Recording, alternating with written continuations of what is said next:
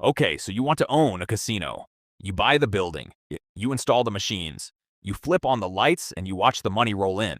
Rows of slot machines, humming, glowing, taking in cash 24 hours a day, 7 days a week while you sleep.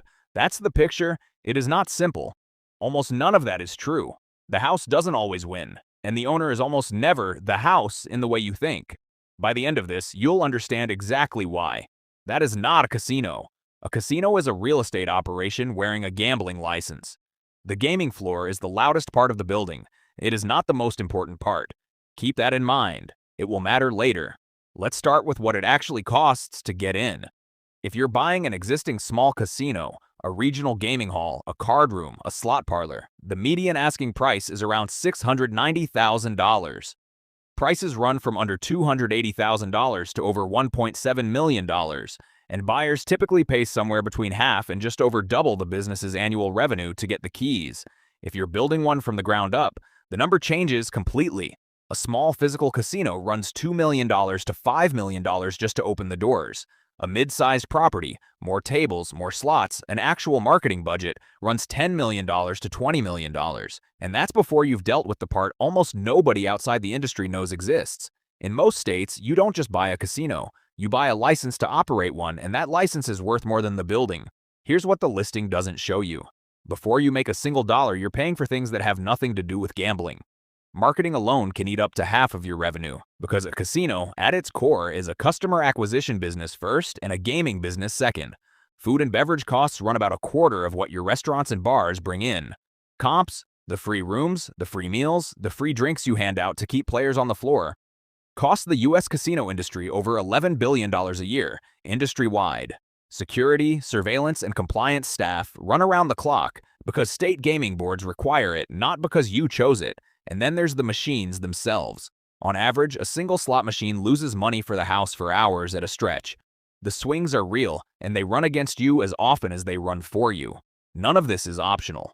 All of it comes off the top before you've kept a dollar. So where does the money actually come from? Not from where you think. First, gaming revenue. The slots, the tables, the poker room. This is the part everyone pictures. On the Las Vegas Strip, gaming now makes up only about 26% of total revenue.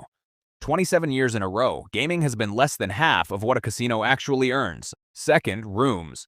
If you've got a hotel attached, room revenue is a massive, steady layer, often bigger than the casino floor itself. Third, food and beverage. Restaurants, bars, room service. On the Strip alone, food and beverage combined pull in billions a year. Fourth, entertainment and events. Shows, concerts, nightclubs, conventions. Fifth, third-party leased businesses. The shops, the spas, the outside restaurants paying you rent to operate inside your building. Stack all five and you start to see it. The gambling is almost a loss leader. It's the thing that gets a person through the door. The other four layers are where the real, boring, recurring money lives. Now here's the trap. Casinos are enormously expensive to build and brutally cheap to overbuild. And when a market gets crowded, the math turns on you fast. In 2012, a company opened a $2.4 billion casino resort on the Atlantic City Boardwalk. It was called Revel.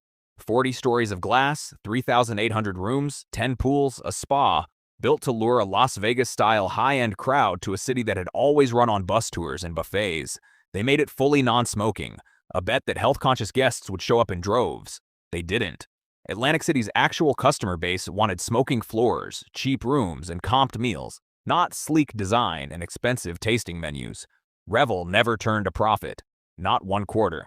It filed for bankruptcy in its first year. It filed again in its second. In September 2014, 2 years and 5 months after opening Westkey, it shut its doors for good. A $2.4 billion building. It sold at auction for $110 million, roughly 5 cents on every dollar it cost to build. The answer is not personal incompetence. It's structural. Revel misjudged who actually walks through a casino's doors, built a market position nobody in that city wanted, and had no room to absorb the mistake. Because the fixed costs of a casino don't pause while you figure out your positioning. And here's the part that explains who actually wins in this industry. And it's usually not the operator. A growing share of American casinos aren't even owned by the companies running them. They're owned by real estate investment trusts, landlords who buy the land and the building, then lease it back to a casino operator on a long-term, triple-net lease. Under that structure, the operator handles the gambling, the staffing, the marketing, the comps, the risk of a bad year. The landlord just collects rent. And the tenant is contractually on the hook for the property taxes, the insurance, and the maintenance too. Read that again. The landlord's income doesn't depend on whether the slots pay out or the tables run cold. It depends on whether the lease gets paid. That is not a casino business. That is a real estate bet with a very loud tenant. So the cattle are not the business. The tax status is. The card tables are not the business. The leases. Now the ledger, because the swing between a good year and a bad year here is enormous. In a normal year, a small regional casino brings in a median of roughly $559,000 in revenue and nets its owner around $141,000. Not a fortune, a solid small business income, nothing close to the fantasy. In a bad year, the floor falls out. Atlantic City's total casino revenue fell from $5.2 billion in 2006 to about $3 billion by 2014. A 42% collapse in 8 years, as new markets opened in neighboring states and pulled customers away. Marginal operators in that window didn't lose profit. They lost the business entirely. 4 Atlantic City casinos closed in a single year. That's the range. A modest, steady paycheck in a good year. Total loss of the asset in a bad one. And very little middle ground because the fixed costs, the debt service, the staffing, the compliance, don't scale down when the customers stop coming. So if you do decide to own a casino, understand what you are actually buying. You are not buying a slot floor. You are buying a real estate bet, wrapped in a gambling license, with a landlord somewhere upstream who gets paid either way.